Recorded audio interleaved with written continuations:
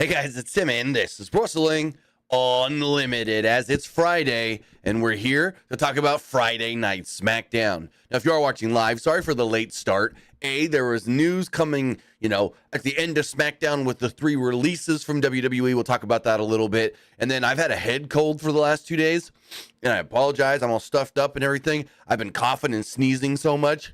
I just had to chill and relax for 20-30 minutes because it was bad. I was coughing and sneezing.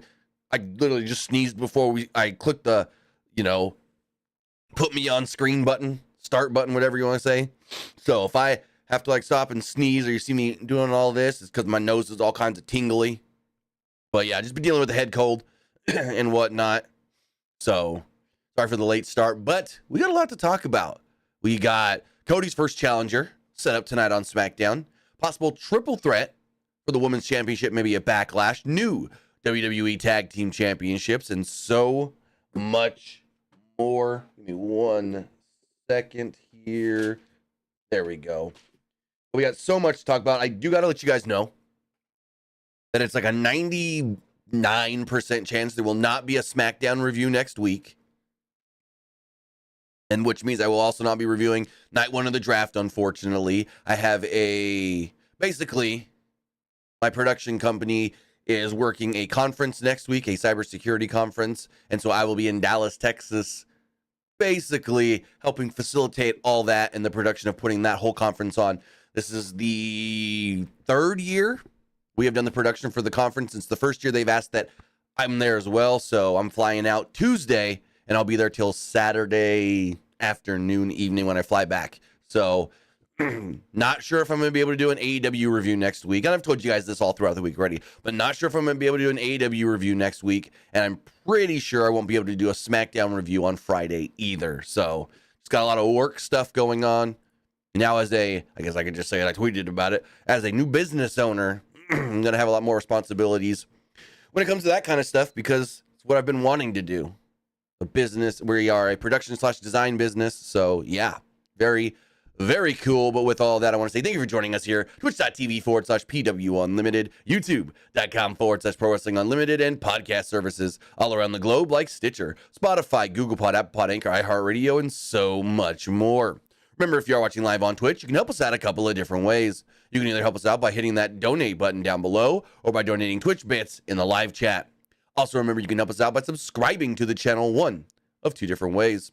You can either subscribe with a tiered subscription, or you can subscribe with Amazon Prime, because remember, if you have Amazon Prime, then you have Prime Gaming. Prime Gaming gives you a lot of cool things like free games, free stuff for games, and you always get 1 free subscription to any Twitch channel you want to subscribe to throughout the month.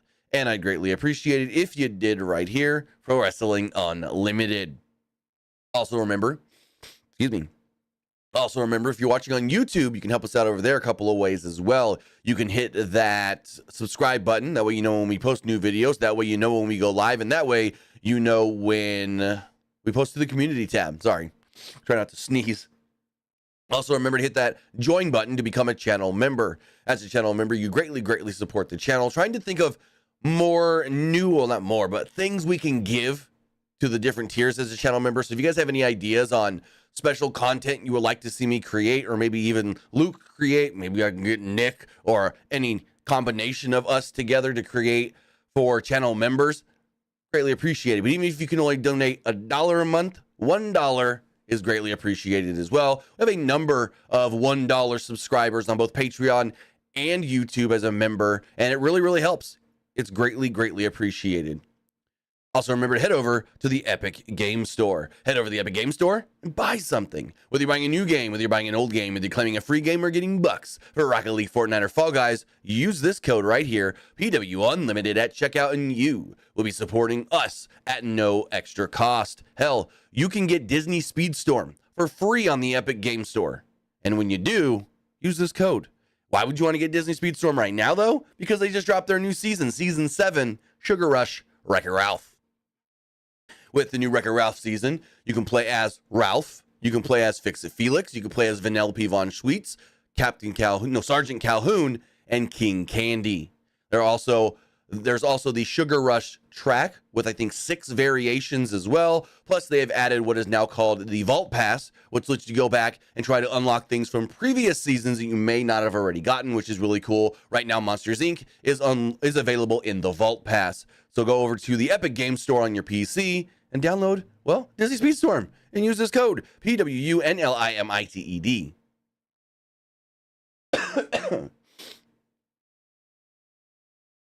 Now, as far as news does go, we're going to get into the news before we talk about Smackdown. So, towards the end of tonight's Smackdown, maybe when there's like, I don't know, 45 minutes, 30 minutes left in the show, and I guess I can pull this up on the screen, Jinder Mahal, whoops, wrong button, sent out a tweet. Jinder Mahal sent out a tweet, and here we go. I'm going to pull up here on the screen. And his tweet stated, if I can get it, there we go.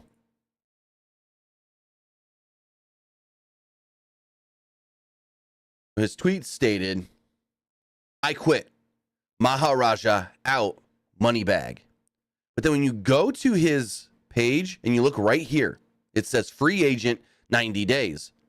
And so that led to a lot of speculation on what the heck is going on. What is going on with Jinder Mahal? Has he been released? Did he ask for his release? Did WWE grant his release? We don't know. Then, if we go over here, let's pull this up. Xia Li would then send out a tweet. And I'm not going to read everything. We have a video that recaps her whole tweet and everything. But she's basically thanking WWE for the opportunities that she's been given and all the different things she's been able to do with WWE. She thanks the coaches, the colleagues, and all the fans and so forth. And so it's like, whoa, okay, are they releases? Did they ask for the release? What's going on?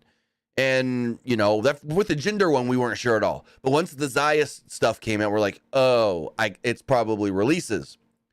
Then Fightful would then report they are releases. PW Insider would confirm that as well. They are releases. And then Fightful would state that Zion Quinn has also been released. So as of right now, we only know of the 3, Jinder Mahal, Xia Li, and Zion Quinn. We don't know if anybody else has been released or not. I'm looking to see if Fightful or PW Insider. Oh, wait. PW Insider may have some news on this. Oh, okay. They call Zion Quinn an NXT talent, where technically he was a main roster call-up last year. I don't know. It's kind of weird. But, yeah, Fightful doesn't have anything further either. But with these 3 releases, Jinder, Xia, and Zion, there are 90 days till they can do anything. There's a 90-day no-compete, which means that they will be available to work for other companies starting on Thursday, July 18th. So that's all we really know right now. They're the only 3 names that we know of. It doesn't, like, if there was more, we would probably know by now, because this all started to come out about 3 hours ago or so, maybe 2.5 hours ago. So if we do hear anything else on these releases, we will let you guys know accordingly, I guess you could say. But as far as Friday Night Smackdown does go, Smackdown did open up with Corey Graves welcoming us to the show. They showed Bayley and Naomi entering the building from earlier in the day. And then we hear LA Knight. LA Knight's music hits as LA Knight and AJ Styles in their #1 contenders match opens up the show. And it was a fairly basic match, but I thought it was basic in a good way. I thought it was basic in this match was solid. This match was good. This is exactly what you wanted from 2 veterans, 2 professionals, 2 great wrestlers. So the 2 started out by looking at each other, and they stared at each other for a moment. It felt odd at first. And I was like, oh, they're just soaking in this crowd. Styles then runs across the ring and attacks LA Knight. My notes just froze. Give me 1 second.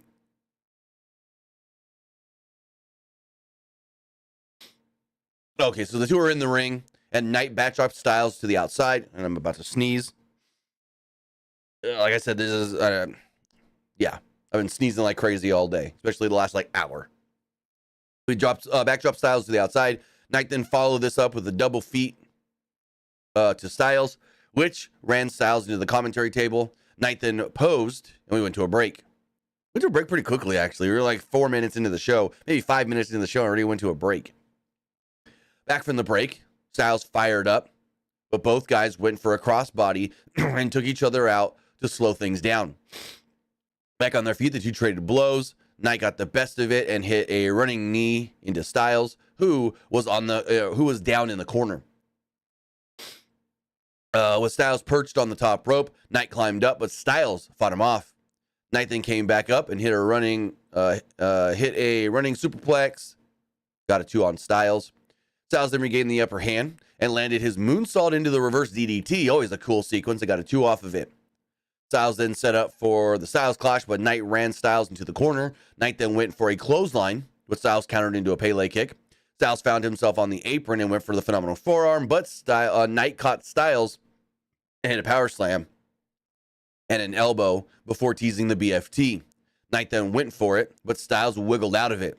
Styles then poked Knight's eyes while Styles was on the apron. Styles then successfully hit the phenomenal forearm and pinned LA Knight 1, 2, 3. So, coming up on May 4th from France, it will be AJ Styles challenging Cody Rhodes for the undisputed WWE Championship.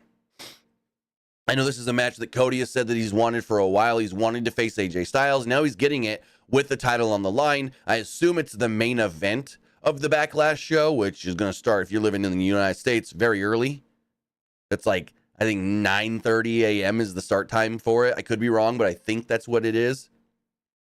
So, yeah, AJ challenging Cody Rhodes for the WWE Championship. There was a video recapping last week's Bloodline angle and everything with that. An SUV then pulls up, and out comes Solo Sikoa.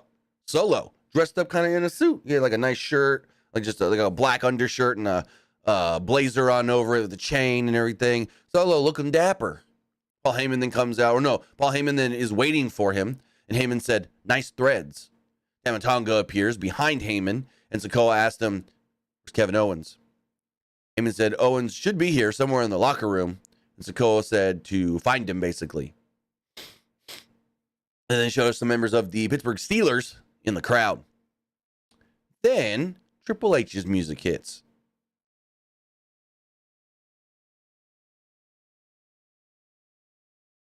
Triple H's music hits, and he comes down to the ring as Nick Aldis is already in the ring waiting, and we know exactly what this is going to be. The unveiling of the WWE Tag Team Championships. Triple H comes down, thanks all the fans that are there. He says there's 15,000 plus people in attendance here. Now, later on in the night, Michael Cole said there was only Corey Graves said there was only 14,994. But I guess when you account for everybody in the back, maybe there's 1,000 people in the back. I don't know. I mean, if there's like 5 people in the back, then it's over 15,000. But regardless, there's over 15,000 people in the building when he said that, so he ain't wrong. But anyways, Triple H thanks everybody. Thanks Adam Pearce and Nick Aldis for being great general managers, and then tells Nick Aldis, bring out your champions. So he brings out A-Town Down, Austin Theory, and Grayson Waller. Waller said on Monday, Levesque presented the second place winners from WrestleMania with new tag team titles. Theory said Levesque said nobody could make them look better than they already do. Levesque congratulated them and unveiled the new WWE Tag Team Championships, which Theory and Waller will now wear going forward. Levesque tried to shake their hands, but Waller and Theory rebuffed him. Aldis would then step up and go, "Hey, you ever disrespected that man again? I'll do everything I have to make sure that those titles disappear off your shoulders." So, yeah. The heels doing heel things, disrespecting authority and so forth. Not the best move there, guys. But as far as these titles and what they look like, I love it. These have old school tag title feels from like the 80s. We do have this image here first. I'm going to pull up on the screen. Like 80s and 90s WWF tag titles, basically. We have, whoops, and I just hit the wrong button. There we go. So these are the titles. And when you look at them like this, you're like, oh, I don't know. The way the light was bouncing off of them and this and that, you couldn't really tell and see them that well. But then we got the images from Shop. We got the images from WWE Shop. These are the new WWE Tag Team Championships. According to Belt Fan Dan, he said that these titles have been created a while ago and they've just been sitting, waiting for the time to introduce them. I like them. I think they have a nice retro feel to them. They, like I said, they feel like the old titles from the 80s and 90s. But let me know what you guys think in the comments below on what you like about the new titles and which titles you like better. These ones or the World Tag Team Championships that were presented to the Awesome Truth on Monday. Verbally, I'd pick these ones.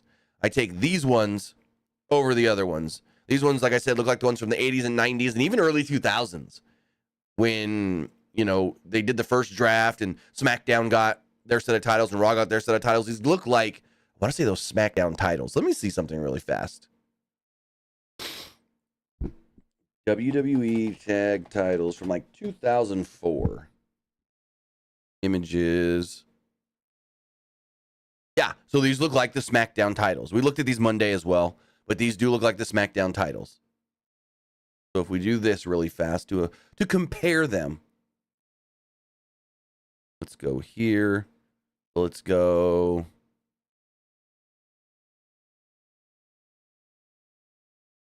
Pull this image here. Pull this image here. So these are the tag titles, the SmackDown tag titles from like 2004, 2003, 2004 here on the right. And then these are the new titles on the left. They look very similar. I'm about to sneeze. Sorry. They look very similar. The shape and everything is almost the same, except for now, you know, there's a big WWE logo in the middle. There's a crown at the top. But for the most part, the shape, the main shape is basically the same, and I love it. I always thought that those tag titles looked really good. My only, if I'm gonna complain about anything, the new titles are slightly plain, which is the gold and black. I think there needs to be a pop of something, like make it blue behind the globe, and not just blue because it's on the blue brand, but blue for, like, you know, you have like, let me pull this up here again, and I can tell you exactly what I mean. So you have all the continents in gold, right? And then put blue behind it for the water on the planet. You know, it's Earth. Put water, put blue for the water, like we had with, and I can, like this one. You have the continents in gold, and then the water in blue. I don't know why they didn't do it, but they didn't do it. Regardless, I like the titles. I think they look really good. Moving on. Excuse me. Moving on. Whoop. And I just lost my spot here. Here we go. Kayla Braxton interviewed Naomi backstage. Now, correct me if I'm wrong, but every time Kayla did an interview tonight, there's like two, and then one on social media. She felt like she was talking really fast, and I don't know what it was. It felt like it to me. Nobody else felt like it, but she felt like she was talking really fast. I don't know. Kayla Braxton interviewed Naomi. Naomi called Bayley her sister, and their match tonight, friendship will not get in the way of that. She wants to win the championship. She said it's been 2 years since she challenged for a title, and she will walk out the new women's champion, WWE Women's Champion. Speaking of titles, we had a number one contender match to see who would challenge A-Town Down for the WWE Tag Team Championships. In this match were Legado del Fantasma, New Catch Republic, the Street Profits, and AOP. Well, there's a lot going on during this match, so some of my notes may make sense, some may not. I was trying to catch as much stuff as I can and write it down, but there were times where there was so much going on in this match, with there being 8 people at one time just doing stuff, so yeah. So Peyton Ford started things out. They traded pin attempts until they both went for a drop kick at the same time, and then they both popped up at the same time as well. Angel would tag in and hit a running knee on Ford for a 2. Dawkins then tagged in, but Dunn quickly tagged in as well. Before long, AOP inserted themselves and cleaned house. They posed as the show went to commercial break. When we came back, Razor was working a backbreaker on Ford, who eventually worked out of it and tagged in Dunn. So then they asked A-Town Down, who do you want to challenge? Like, who do you want to face? Who do you want to challenge you? And they're like, oh, we'll face any of them except for AOP. We don't want to face those big guys. Dunn and Bate ran in, and things kind of broke down between everybody in the match. Razor eventually found himself alone with Bate and Dunn, and Bate tried to lift Razor, but at first he couldn't. But then Bate ultimately got him up. He had Razor on his shoulders and did the airplane spin, and I was like, holy moly, this guy is strong. So before long, all 8 members of the match were involved in some sort of thing where they were all fighting each other and pairing off and whatnot. Angel dropkicked Bate, who was on Berto's shoulders, and got a good near fall off of it. Bate and Dunn came right back and worked ankle locks on Berto and Angel until the latter kicked their way out of the moves. The other show that went to yet another commercial break. When we came back, AOP was dominating the match until New Catch Republic double teamed them, but Bate and Dunn countered, and all 4 teams began brawling it again. Angel, the Profits, and New Catch Republic were left standing, and Berto ran in and hit a spinning springboard kick on Dawkins for a 2. At one point, Dunn took off Dawkins' glove and did the finger break spot on Dawkins. Ford then kicked Dunn, and then Bate tagged into the match. Bate and Dunn went to the top and hit stereo moonsaults on the opposing teams on the outside. Bate then rolled Berto into the ring and set him up for the Tyler driver, but Berto rolled Bate up for a 2. Angel then tagged in, and Phantasma hit their signature move on Bate.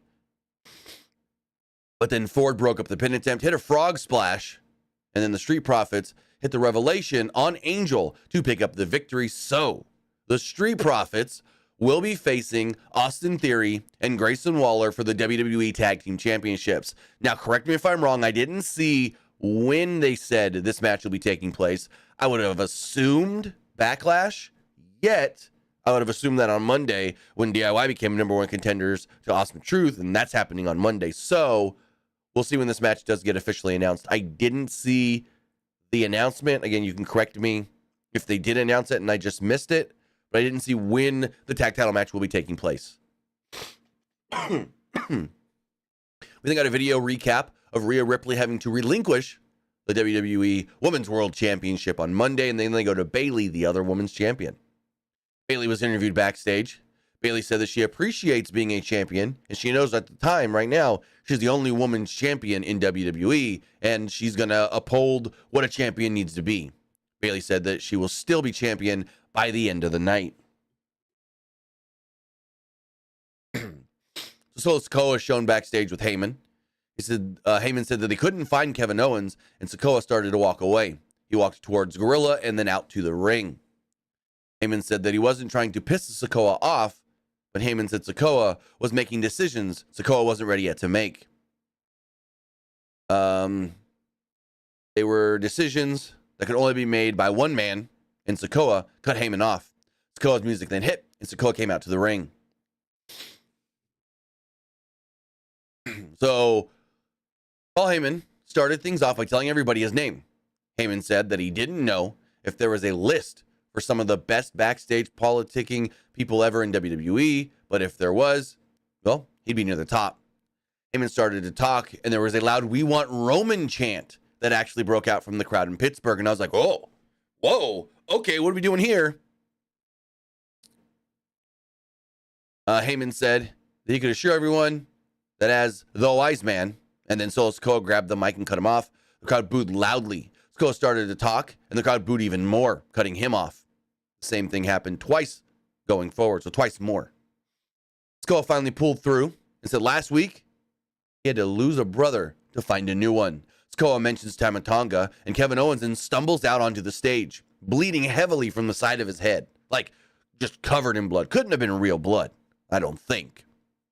Tama Tonga then comes out from behind as Owens is trying to scurry down the ramp and towards the ring as officials are trying to tend to him at the same time. Tonga then got into the ring and raised the one. Sikoa did the same. Heyman reluctantly followed suit. Owens then fought off all the officials in the ring, and then Tama Tonga jumped him and just kept beating him and beating him and beating him, and they made Tama Tonga look like a beast, a monster here, a killer. Basically, we're supposed to think that Tama Tonga found Kevin Owens in the back and brutally beat him up. Basically, it sounds like Tama Tonga, how Solo was the heavy for Roman, Tama Tonga looks like he may, and I could be wrong on this, he may be the hitman for Solo Sikoa. When Solo says, find this person and get him, that's Tama Tonga's job. Solo's job is more, hey, you're going to be there with me when I need your help in the ring. So that's the dynamic, I think, that is the difference between what Solo was to Roman and what Tama Tonga is going to be to Solo. Sikoa eventually would hit the spike on Owens, and Tama Tonga followed up with even more beatdown. Tama Tonga then grabbed a chair, and Nick Aldis would jump into the ring. Sikoa held Tonga back and took the chair from him. Sikoa and Tonga then left the ring while officials tended to Owens. Heyman looked shocked at all the blood coming from Kevin's head and on Tama Tonga. Tama Tonga, Heyman, and Sikoa put their fingers up in the air in the walkway, and the segment ended. Heyman looked just devastated and scared, like, what the fuck just happened? So we go to a break. We come back, and Heyman is shown walking out of the building by himself when Nick Aldis, walking through the backstage area when Nick Aldis goes, come with me, and he grabs Heyman and takes him outside. He goes, look at this. And there was a car crashed into another car, one smoking and whatnot. And he goes, that is the rental car of Kevin Owens, and that is the rental car of Tama Tonga. And Heyman's like, what's going on here? Well, I didn't know anything about this. What the heck? And all this is like, yeah, I'm not going to tolerate any of this. You need to get the bloodline in order. Next week is the draft, and nothing like this is going to happen next week. Aldis told Heyman there will be consequences to things Tonga and Sikoa do. Basically, they don't run this show, he does. Like he's been saying with Roman. So, yeah. He basically said, not only losses have consequences, but your actions do as well. Legado del Fantasma were then interviewed by Kayla Braxton from earlier in the day. This is when I was talking about that we saw on social media, where, again, Kayla seemed like she was talking fast. Anyways, Santos was just like, everyone keeps saying that I'm the one that attacked Dragon Lee. I didn't. I keep telling you guys that, and now tonight I'm gonna have to prove it. This then led to Santos Escobar versus Carlito. Nothing happened in match. It's like the 5th time we've seen this in the last 6 months. So it seems like the crowd was sort of into it, but didn't really care for the most part. So Carlito had control early and slammed Escobar for a 2. Carlito drop kicked Escobar to the outside and followed that up with a drop kick that sent Escobar over the announce table. Carlito then hit a springboard splash onto Escobar on the outside of the ring. Zelina Vega stood on Carlito's shoulders. They were like, yeah, LWO, as the show went to a break. Back from the break, Escobar had control and landed a Frankensteiner from the second rope for a 2. Carlito fired up and hit a series of clotheslines as well as a running knee lift. Carlito then went to the top, but Elektra Lopez distracted the referee until Vega got involved. Lopez caught Vega and swung Vega into the crowd barrier. The referee was breaking things up there when Escobar hit a low blow on Carlito before landing the Phantom Driver to pick up the victory. So this is weird. He wins and then didn't prove why he's not the one that attacked Dragon Lee. He's like, literally, I'll prove it tonight that I'm not the one that attacked Dragon Lee. And there was no proving it at all, which is weird. He wins, so him winning means I didn't do it? I don't know. There was no follow-up to the segment that we literally just saw before the match. We got more Kayla Braxton. They say Kayla Braxton's in one of the luxury boxes. She's got a special guest with her. Let's send it up there right now. So Damage Control is up there, and they're ready to watch the women's title match. Dakota said that Io Sky will eventually get her title back. And when Kayla said, I'm here with Dakota Kai, the former WWE Women's Champion Kayla Braxton, and the WWE Women's Tag Team Champions, the Kabuki Warriors, like Dakota and Io's face looking at Kayla, they were like, excuse me? You gonna disrespect? Because when she was like the former, and they both went like they didn't like that. They didn't like that word former. Anywho, Kai reminded everybody that the Kabuki Warriors were still the tag team champions, and that led to Jade Cargill's music hitting. Jade and Bianca then walked up. Jade and Cargill then walked up like they're in the luxury box, and then they came from the seats next to them. I think it was another luxury box. I couldn't really tell. And they started like jawing back and forth. And then eventually everything just calms down when Naomi's music hits. And then we saw during this match a couple of times, Damage Control sitting here. And then Jade and Bianca were sitting here watching the match as well. So then we get a video from the undisputed WWE champion, Cody Rhodes.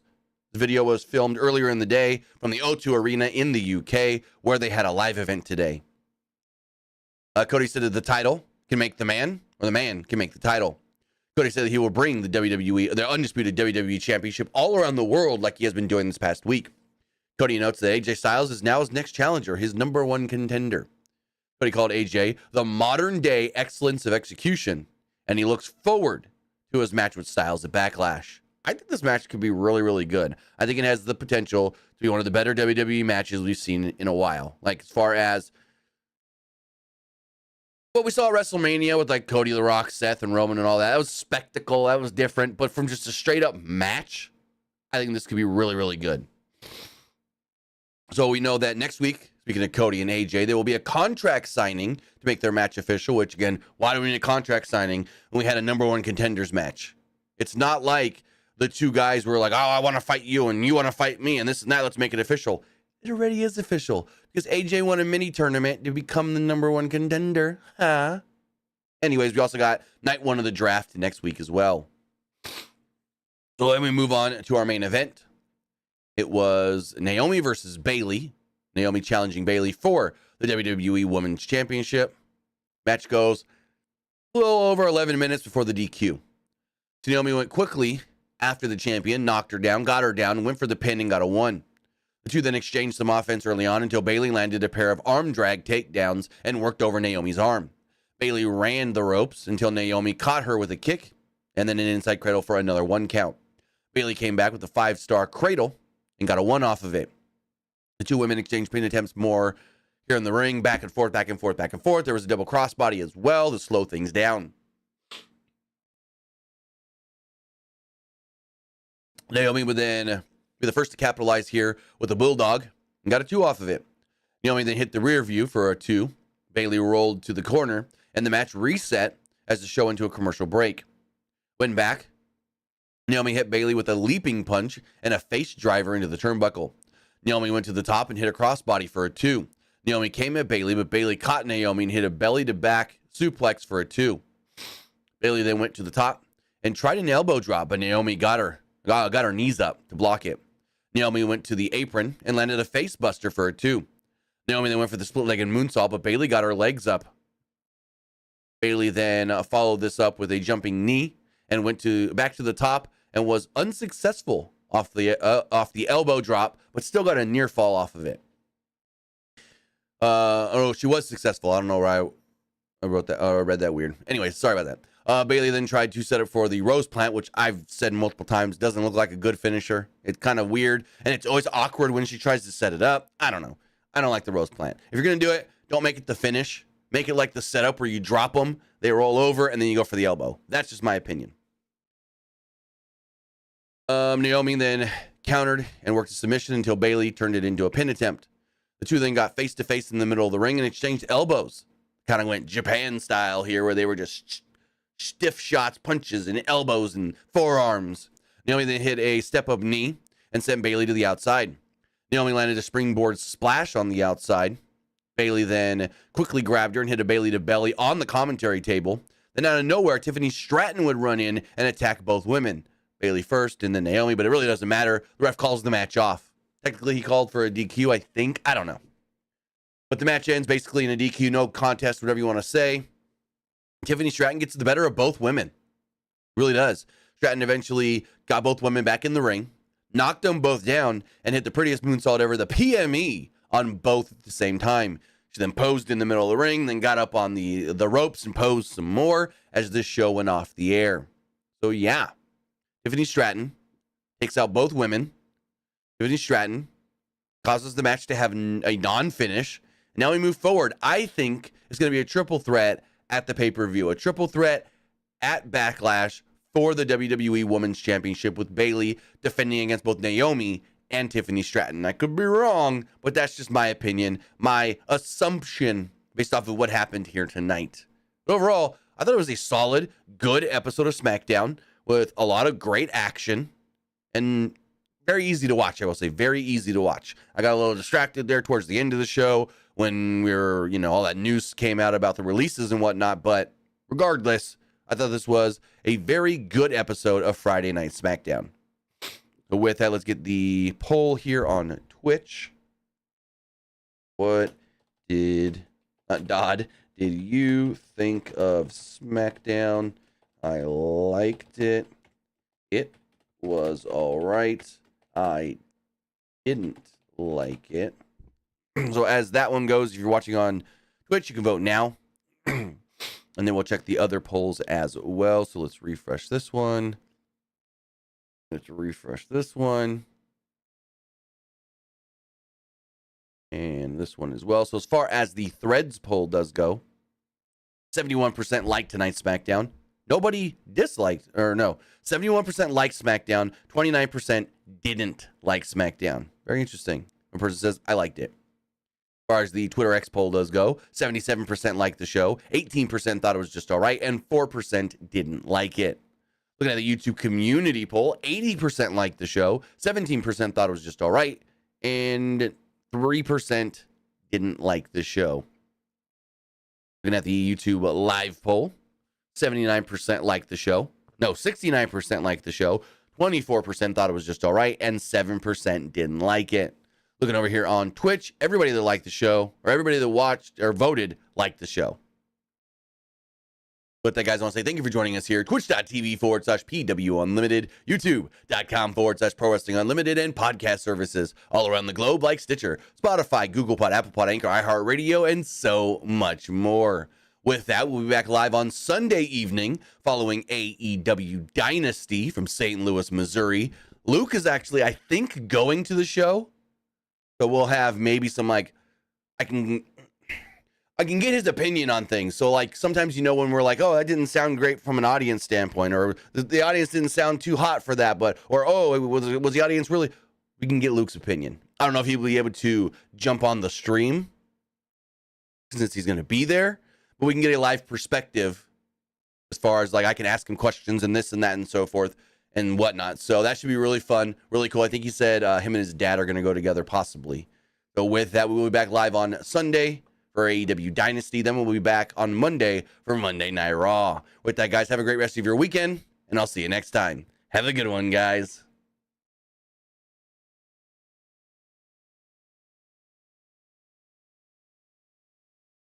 All right, if you're still watching live on Twitch, we're going to hit up a raid really fast.